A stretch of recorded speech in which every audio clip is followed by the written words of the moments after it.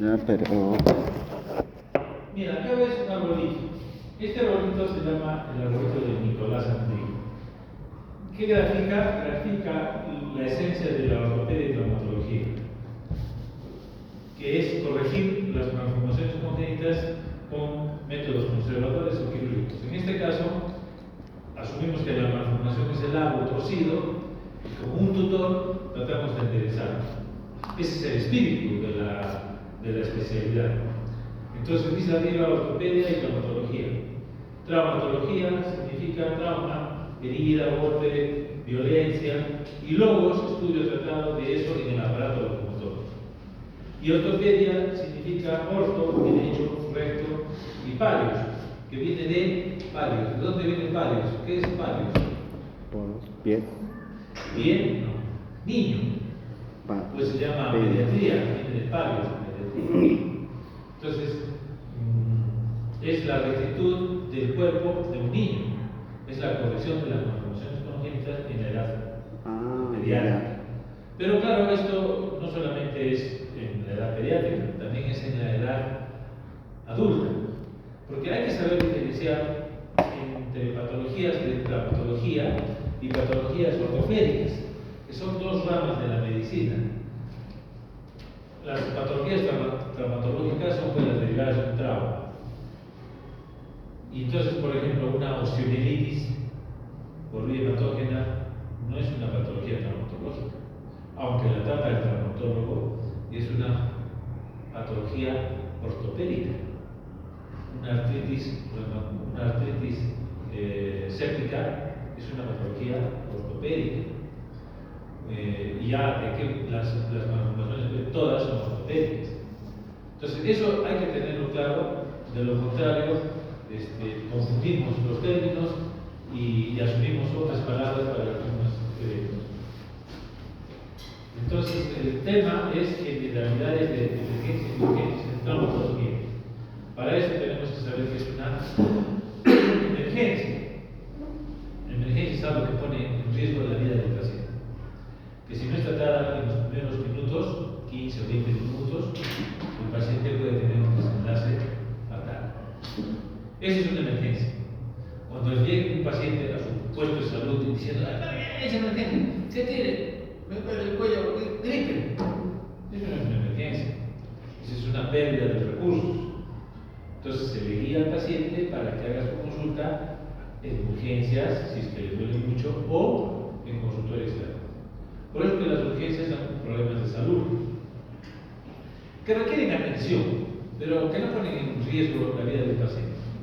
Entonces, cuando ustedes estén en su centro de salud, como los jefes del centro de salud, tendrán que diferenciar una emergencia, una urgencia y un manejo por consultorio externo. Eso es esencial. Y ustedes no pueden decirle a todo lo que viene gritando por la puerta de emergencia que es una emergencia. Ustedes van a manejar eso. Y entonces tienen que tener el conocimiento para decir un ratito, acá esto es emergencia, emergencia. Porque ustedes van a ser los reyes. Entonces las urgencias pueden tener varias prioridades, 3, 4, 5. Y debemos reconocerlas. Bueno, ya les hablé sobre la consulta externa, que requiere un manejo con más ayuda de exámenes auxiliares y tratamientos de recuperación. Hasta ahí, preguntas.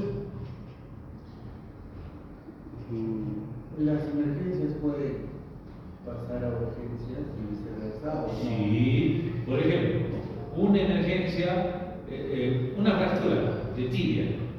En el momento en que llega al nivel, es una urgencia, porque no lo va a matar. Y en general las fracturas no matan a nadie. Las complicaciones de las fracturas sí pueden matar, pero la fractura como tal, solita, no es una cosa fatal. Pero si ustedes miran la definición de urgencia y de emergencia, dice: es una emergencia toda condición repentina e inesperada que requiere atención inmediata a poner en peligro inminente la vida, la salud, o que puede dejar secuelas invalidantes. ¿Qué significa? que si yo no la manejo a los primeros momentos, esta fractura, su secuela, o sea, si la dejo varias semanas o días ahí sin manejo, empiezan a haber consecuencias como por ejemplo una consolidación viciosa, una falta de movimiento del miembro, se puede convertir en una emergencia, porque va a dejar una secuela si no la trato bien. Entonces no es que es estático esto, es dinámico. Solo que usualmente dicen, no, emergencia, a ver, claro, una cesárea frente a una fractura, claro, una cesárea es más urgente porque hay 2 vidas. Una cesárea y una luxación, que la luxación es una emergencia, no, pues la otra tiene riesgo de muerte de uno de los dos, en cambio la luxación es dolor, pero hay que tratarla, tampoco se le puede dejar ahí días. Y si no se le trata, puede dejar secuelas. Listo, entonces pasamos al siguiente punto, el glosario. Acá en el glosario hay una serie de términos que debemos de familiarizarnos porque al ser médicos, de repente no traumatólogos, pero la lista que les he traído básicamente se usa en ortopedia y en traumatología. Y entonces, es necesario que como médicos generales conozcamos dentro de las generalidades este tipo de términos que nos ayudan a entender de qué estamos hablando. Por ejemplo, si yo le digo, ¿qué es una ligamentotaxis? Que por ahí la vamos a encontrar. ¿Qué significará? Movimiento de ligamento. Movimiento de ligamentos.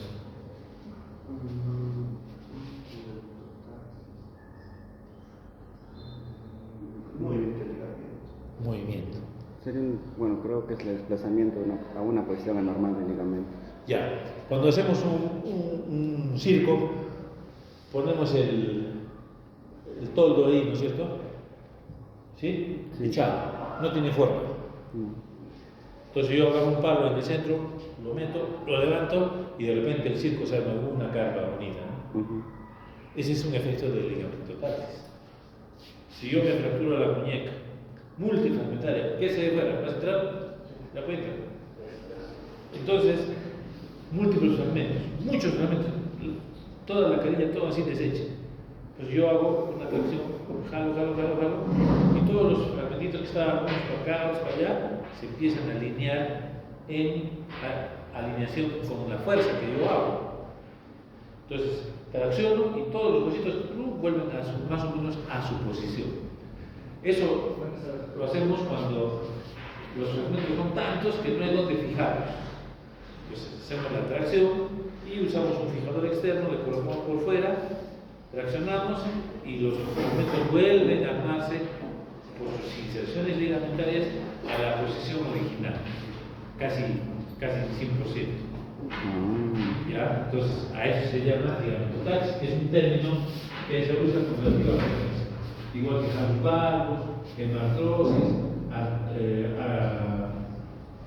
lordosis, hidrartrosis, etcétera. Estos términos sí los tienen que tener en su cabeza. Porque no puede ser posible que, por ejemplo, venga un médico y me diga, doctor, esta es una fractura fresca. ¿Cómo fresca? ¿Qué será de una fractura fresca? Reciente. Claro, se entiende, ¿no?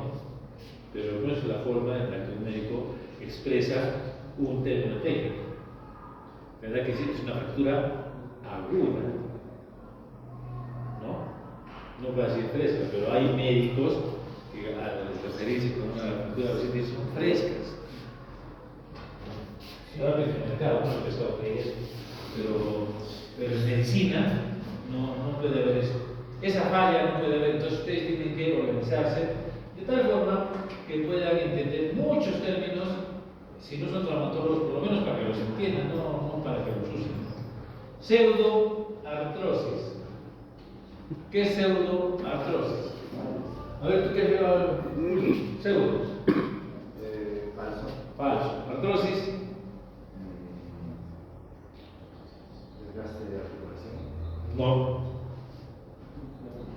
Falsa articulación. falsa articulación. La artrosis viene de articulación, pseudo de falsa. ¿Por qué dice eso? Porque es la falta de unión, de consolidación ósea.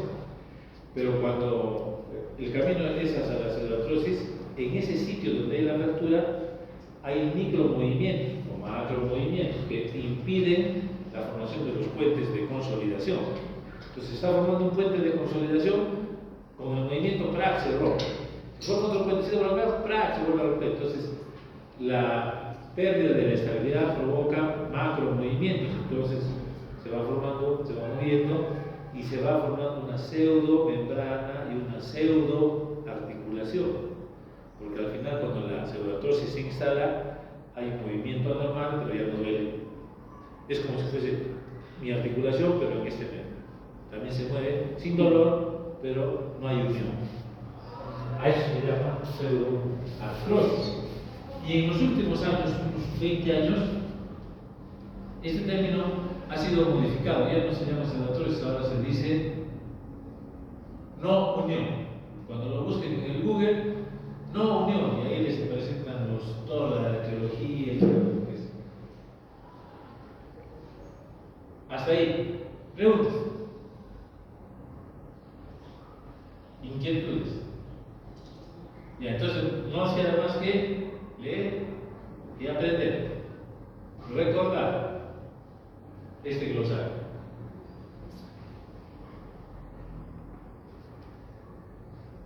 Dentro de las generalidades de la traumatología, cuando estamos en nuestro centro de atención, nos llega un paciente y tenemos que dar un diagnóstico.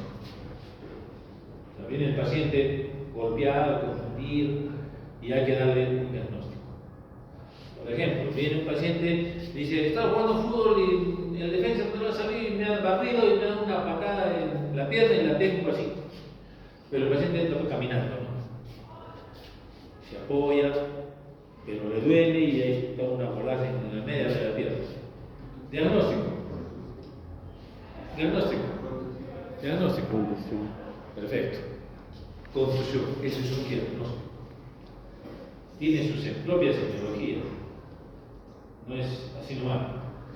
Eso es un diagnóstico. Y acá tienen 10 diagnósticos frecuentes, los básicos, que ocurren en traumatología.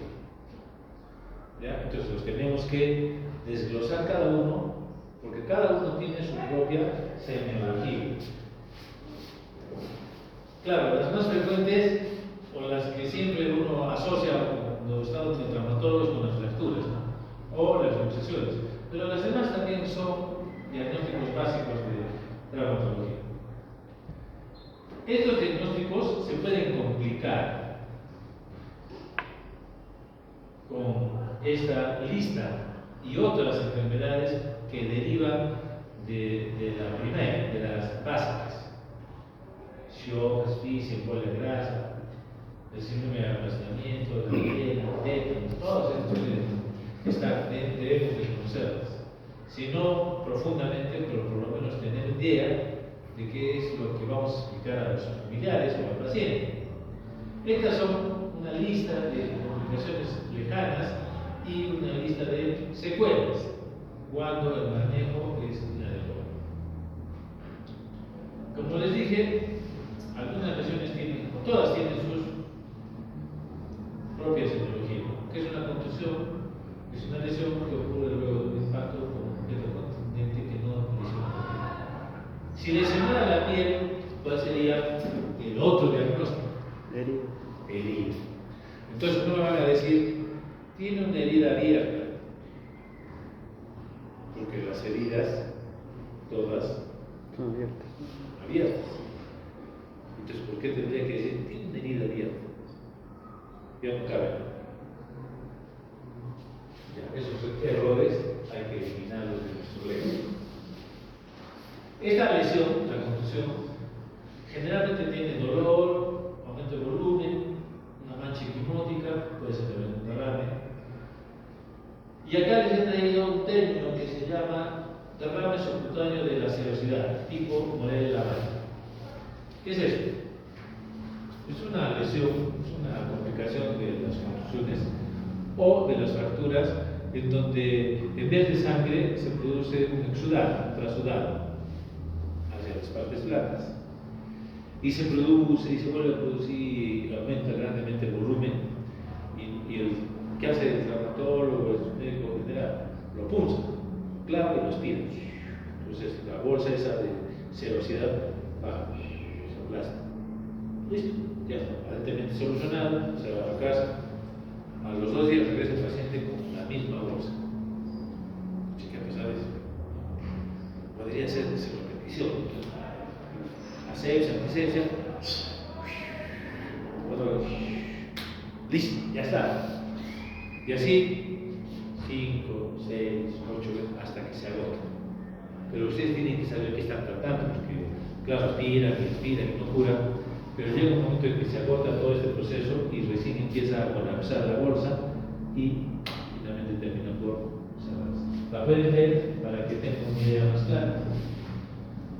La contusión también puede provocar una hidrartrosis o una hemartrosis. Ya dijimos que artrosis era Articulación. articulación. ¿Sí? Hidrartrosis viene de agua y hemartrosis viene de sangre.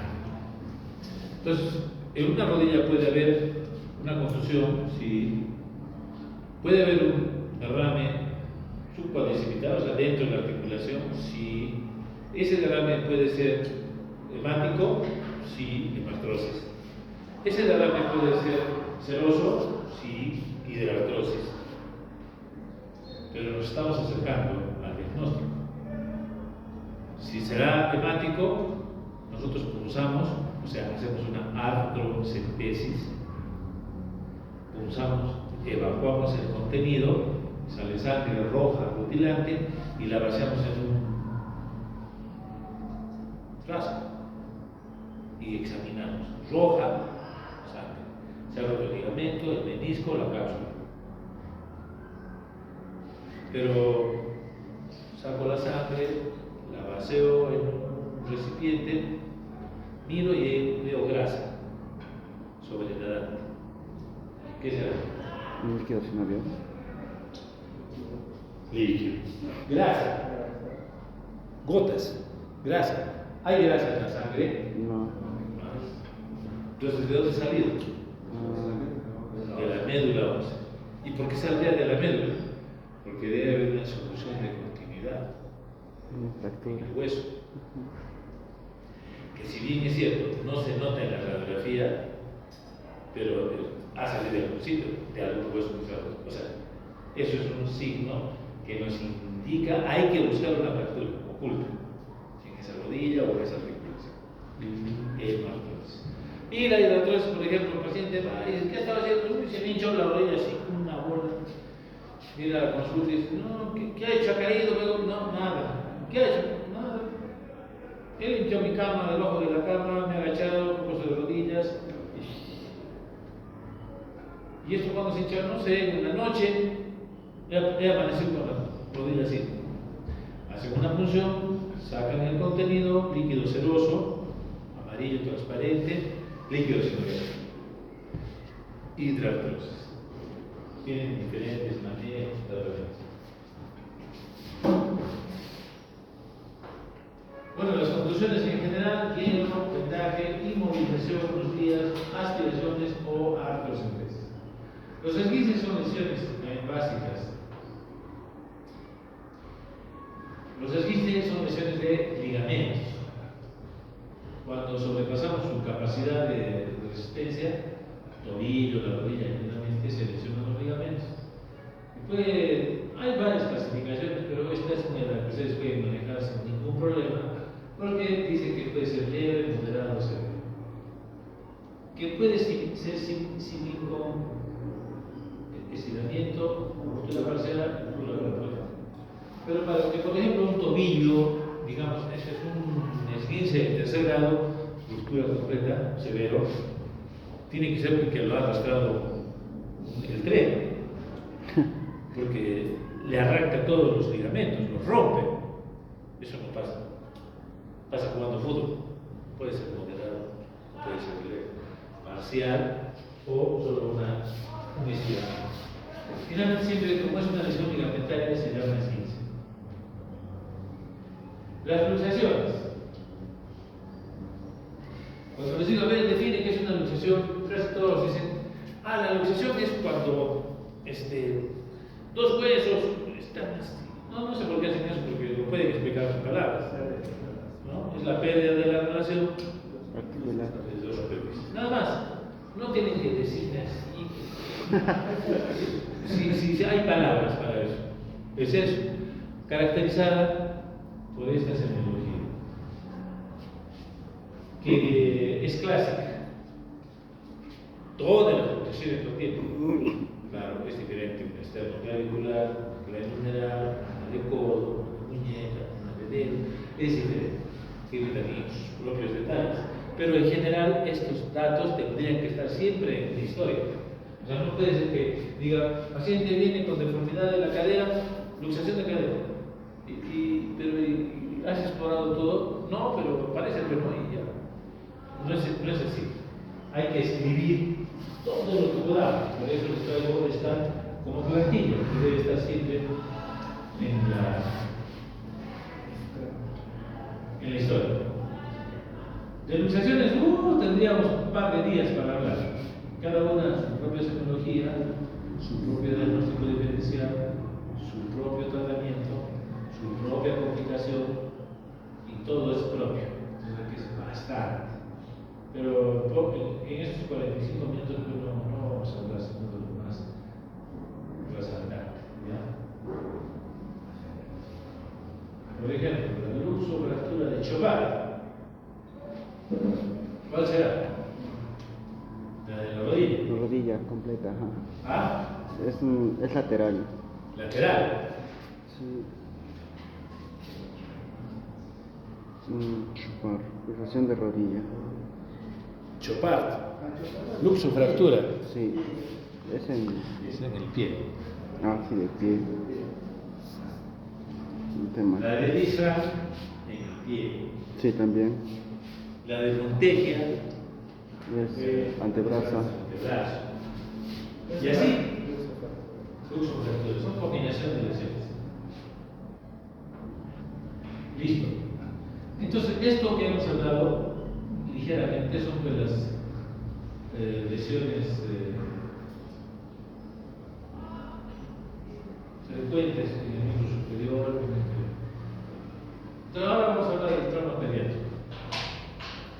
El trauma pediátrico, antes no lo tomábamos en cuenta porque no había elementos que hagan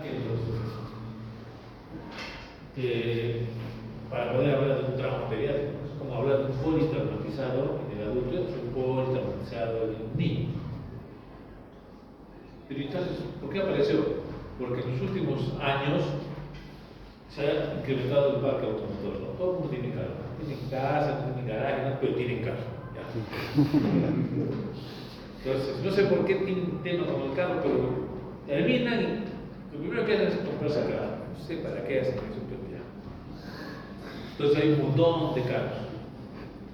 También se ha incrementado que los papás quieren que los hijos sean deportistas y que de alguna forma los mantengan, porque siendo deportista puedes generar ingresos.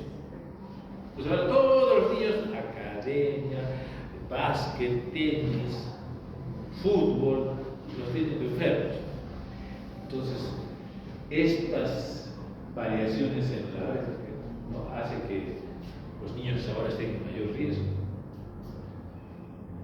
Los llevan a esos carritos de vuelta, una volcán, trauma pediátrico.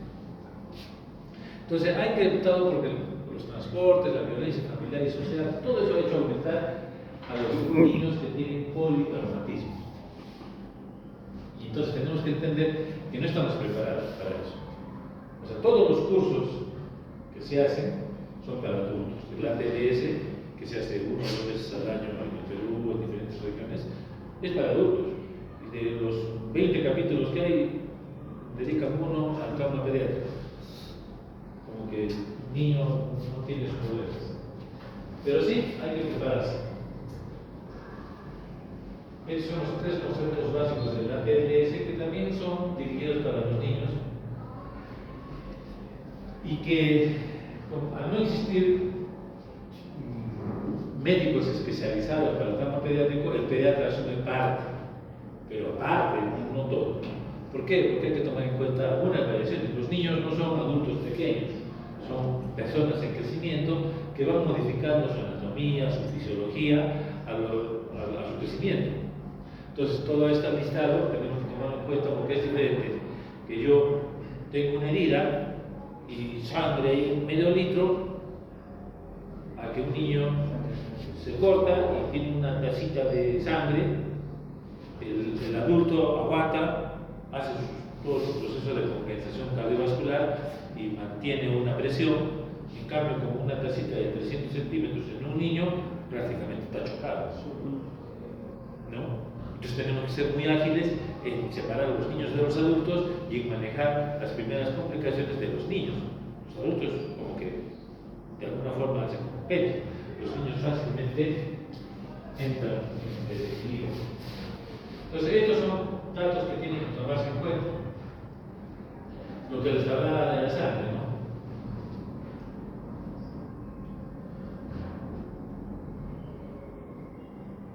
Entonces, cuando estamos frente a un niño con una alteración, con un disbalance cardiovascular, hay que reponer los fluidos. ¿Cómo lo reponemos? Rápidamente, sí. Ya está chocado. Con cloruro. Con cloruro. ¿Cómo? Con hidroterapia. ¿Cómo? Fluidoterapia. ¿Cómo? Un bolo. ¿Qué? ¿Me lo he dicho? 20 mililitros por kilogramo. ¿Ah? Un paquete globular ya está pidiendo cosas. A ver.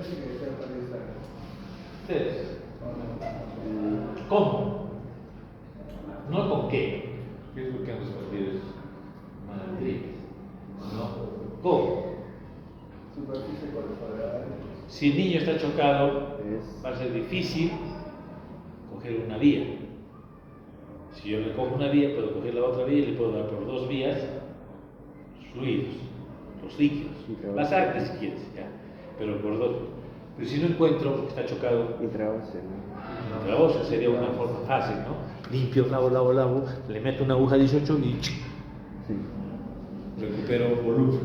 Al recuperar volumen, todo se expande y es más fácil canalizar la vía. Ese es el cómo.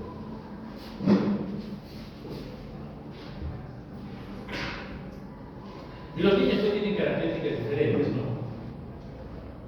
Hacen fácilmente hipotermia, fácilmente se deshidratan y esos mecanismos tenemos que saber manejar desde el inicio, porque si no se nos choca.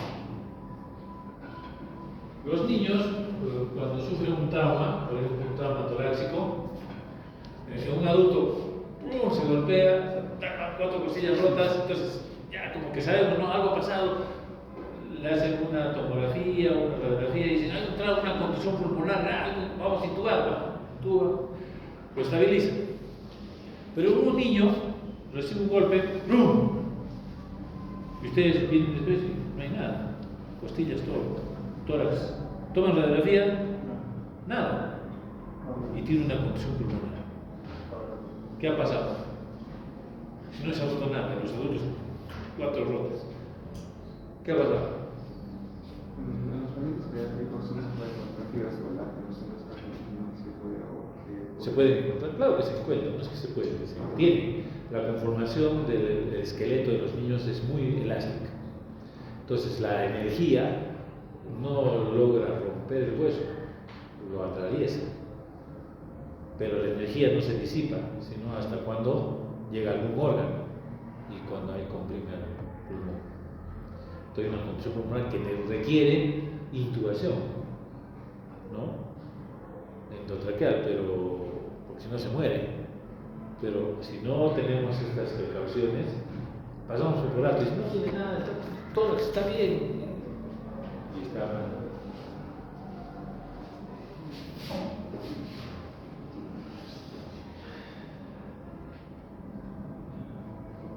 ¿Ven? La energía de un impacto es absorbida por la masa corporal más pequeña y provoca mayores daños. porque la elasticidad de los ligamentos del esqueleto hay que tomar en cuenta.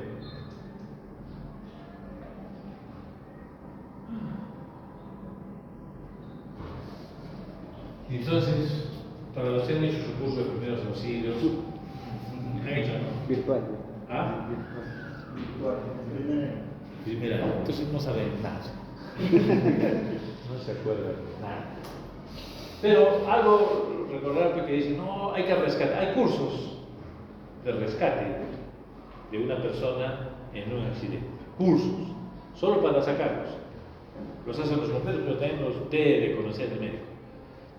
Entonces hay tablas de medio cuerpo, hay tablas de cuerpo completo, hay collarines especiales de Milwaukee generalmente que vienen bivalvados, o sea, se ponen por delante, por atrás, se moviliza el cuello, se rescata al paciente, ¿no?, sentado, se le gira en bloque, luego se le pone en una camilla, se le gira en bloque, se le amarra los cinturones, en piernas, cabeza, todo, y se levanta y lo llevan a la ambulancia.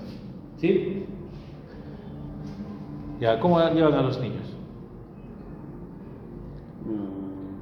Solo con collarín igual.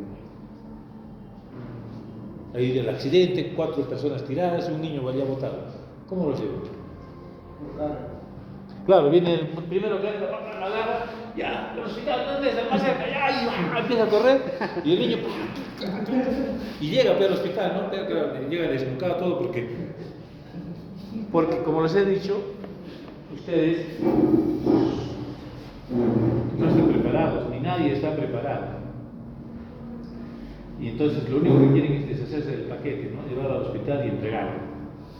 Pero a los niños también tienen que llevarlo en una tabla, igualito, con su collarín, inmovilizado, movilizarlo en bloque.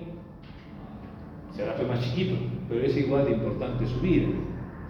Pero como estos detalles que les estoy comentando no se toman en cuenta, entonces lo llevan, no, pues, como es chiquito, dicen, no, más fácil es llevarlo así y lo llevan cargado. Entonces la pierna estaba rota para acá, para allá, llega con lesión vascular, llega con exposición del hueso, porque no hubo cuidados. Pero los niños son tan importantes como los adultos y deben de ser manejados de igual manera. Entonces esos detalles hay que revisarlos para poder manejar un politraumatizado pediátrico. Recuerden que el paciente politraumatizado no es igual que un paciente policontuso y no es igual que un paciente polifracturado. El paciente politraumatizado en general es un paciente que está en riesgo su vida, que tiene 2 o más sistemas lesionados. O sea, es una emergencia. No es una urgencia. Entonces, cuando hablan de un politraumatizado, imagínense alguien que si no se trata en los primeros 20 minutos va a morir. Y ese es un paciente politraumatizado o un paciente pediátrico politraumatizado. Entonces, una vez que llega a su centro, o se los trae, como sea, ustedes tienen que estabilizar haciendo uso de la PLS y aérea de Ventilación. Respiración. Vía aérea ¿Qué cosa es permeable. B? Vía aérea R. permeable. ¿Ah? Vía aérea permeable. Breath. Breath. Muy- Breathing. Sí. Viene del inglés, pues. A. Ventilación, aire, vías aéreas, breathing, el intercambio, hemostasia. C. Correcto. Viene del inglés. Cardiovascular.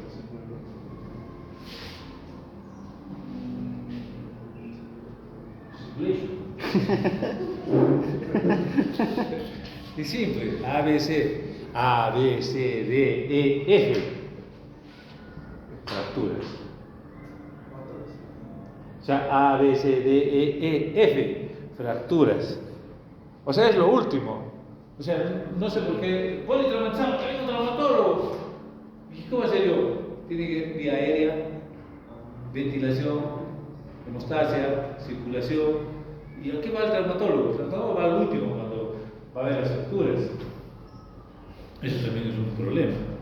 Todo el mundo se deshace y dice que venga el traumatólogo porque es politraumatizado.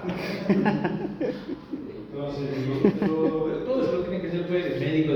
emergencias y desastres. El usiólogo, hay un médico de emergencias y desastres, ese es el encargado. Hace todo lo que es la estabilización del trauma. Y claro, los pacientes van al shock trauma, luego pasan a la UCE o la UCI y de ahí pueden pasar a hospitalización, pero no es un traumatólogo. Pero siempre piensan que, por ejemplo, la fractura está así y dicen, ¿qué es un traumatólogo? Cosa que le ponen la pierna así y ya está. No, pero y todos los otros problemas no son mucho más importantes. Entonces, para eso hay que desarrollar un criterio. Acá les enseñamos el tema de la teoría, ya, pero ahora la teoría tenemos que ser criteriosos para aplicarla sobre las emergencias. Entonces, estabilizamos al paciente y ustedes deciden qué hacer con el paciente. Como el tema es para médicos que van a atender en el primer nivel, entonces les damos algunas herramientas, esta es una, pero hay otras herramientas que les ayudan a definir qué hacer con un paciente. Lo han estabilizado desde el punto del ABC y ahora hay que clasificarlo para decidir si se puede movilizar hacia otro centro o todavía tiene que quedarse en su lugar de estabilización. Y para eso existen tablas, por ejemplo, una de ellas es ITP. Este ITP ve estos aspectos, ¿no? 6 parámetros: peso, vía aérea, presión arterial sistólica, causa, plasma, presencia de heridas y fracturas. Y tiene esa puntuación. Si nosotros hacemos la puntuación siguiendo el esquema, este esquema, entonces podemos definir si este paciente es posible transportarlo con menor riesgo. Entonces yo escribo una historia, el paciente está en condiciones por la tabla y lo puedo transportar. Pueden pasar cosas durante el transporte, pero ya en el transporte yo me guío por mi tabla, no hay otra manera, es como un protocolo. Si pasa algo, yo ya hice mi trabajo. La otra es no escribir nada, no clasificar al paciente, no avisar a nadie y subirlo en una ambulancia. Muere en el camino. Muere en el camino, entonces alguien tiene la culpa y no es el paciente. Es el que dispuso movilizar al paciente inestable. Ahora, dentro de la clase dice, estos pacientes o cualquier paciente politraumatizado debe tener algunos estudios siempre de cajón, no puede ser tratados, pero a veces, por ejemplo, necesitamos una radiografía de tórax, de abdomen, y no tenemos radiografía. Necesitamos un hemograma y no tenemos laboratorio. ¿Qué hacemos? No hay, pues tú eres el jefe y no tienes laboratorio, no tienes rayos X, menos pero resonancia, ¿no? Es la clásica, ¿qué le piden resonancia? Pero no hay pero. Con clínica, ¿no? Con clínica. Entonces ahí está, eso es la clínica. Pero tenemos que salvar nuestra responsabilidad. ¿Y cómo salvamos nuestra responsabilidad? Escribiendo en la historia lo que debería de tener rayos X de tórax. No hay en el establecimiento. Cierran paréntesis. Hemograma. Lo están pidiendo en el papel. Paréntesis. No hay en el establecimiento. Entonces salvan su responsabilidad, porque cuando vayan a un juicio, le pregunta el juez, le va a decir, oiga, ¿usted hizo su trabajo? Sí. ¿Dónde está? Yo le he pedido el hemograma, pero no había. ¿Y dónde está? ¿Dónde está escrito que usted le ha pedido? No hay, pues, porque no lo has escrito. Y lo escribes, le dices, sí, acá está. Y acá dice, no hay. Allá. Entonces no es mi culpa, es culpa del Ministerio de Salud. Entonces tienen que escribirlo, pero tienen que saber qué tienen que pedir, porque si no piden nada o piden cosas, pueden pedir resonancia. Entonces después lo miren, una resonancia, ¿quién me hace una resonancia? Entonces, claro, mereces que te metan a la cárcel, te necesitas. Pero entonces salvan su responsabilidad y dejan de ser así nomás champú. Son médicos. Entonces dice, los exámenes auxiliares que deben realizarse siempre, grupo sanguíneo, hematocrito, y 3 exámenes radiológicos, cervical, tórax y pecho. Recuerden que hay otros exámenes que pueden ser mucho más claros para el diagnóstico, pero no los van a tener a la mano. Sí, entiendo que sí hay otros, pero si no van a estar a la mano, ¿no? Entonces pídanlos, aunque sea de historia, y pongan las razones por las cuales no se hizo. Por ejemplo, si hay una herida en la cabeza de un paciente politraumatizado. Mi diagnóstico, así, porque al paciente no lo voy a decir al niñito de 6 años, ¿has de conocimiento? No les voy a decir nada. Entonces, hay que asumir que tiene un TEC por la herida, ¿no? Que está en evolución. Y hay que hacer el manejo de un TEC en evolución. Hay que clasificar con su escala de Glasgow porque está en evolución. Porque de repente, a los 15 minutos que llega al centro, está consciente, responde al estímulo doloroso, te mira, se asusta, pero de repente a los 45 minutos ya empieza a perder el sentido. Ese TEC se está instalando, por eso se llama en evolución. Ya estamos armados, si lo pensamos y lo escribimos, ya tenemos conciencia de que hay que vigilar eso en el intra-hospitalario o laboratorio donde esté.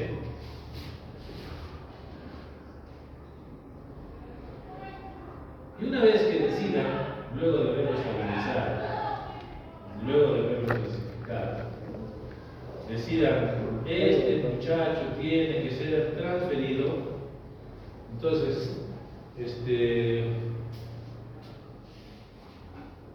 tienen que avisar. O sea, muchos dicen, ya, tiene una ambulancia, ya. O de repente el familiar dice, yo lo puedo llevar en mi carro. Ya, pues no llega al otro lado y del otro lado, ¿cómo? ¿A quién han avisado? No sabe nada y pierde el tiempo. Muere el paciente, no avisó, ¿quién iba a saber? Ya la culpa es del primerito.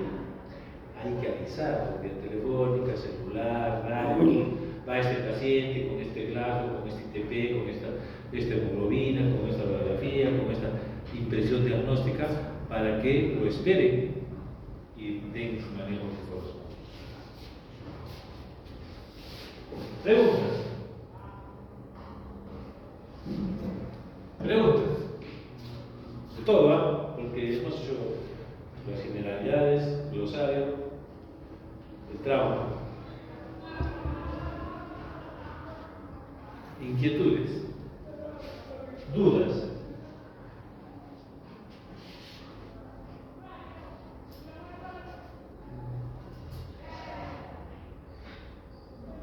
Podríamos responder estas preguntas. Así sí se puede. Con lo que hemos conversado, pues sí podemos sacar más de un 11.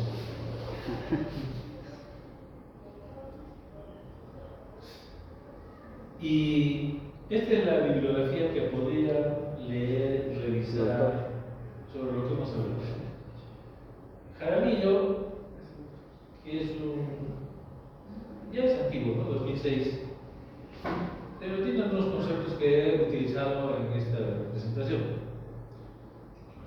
Entonces, tienen argumentos para decir si hay este tema, si se puede revisar. Porque además es de acceso libre. Preguntas.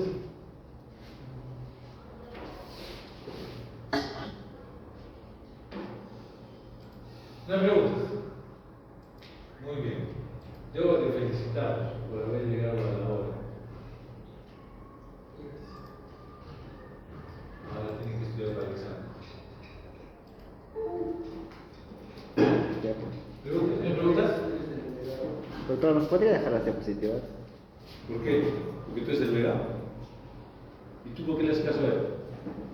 Si él no es el delegado, tú eres el delegado. No, él me ha dicho que no nos deja de ver porque yo estoy encargado porque yo quería ver. Ah, ya, o sea, está evadido su responsabilidad.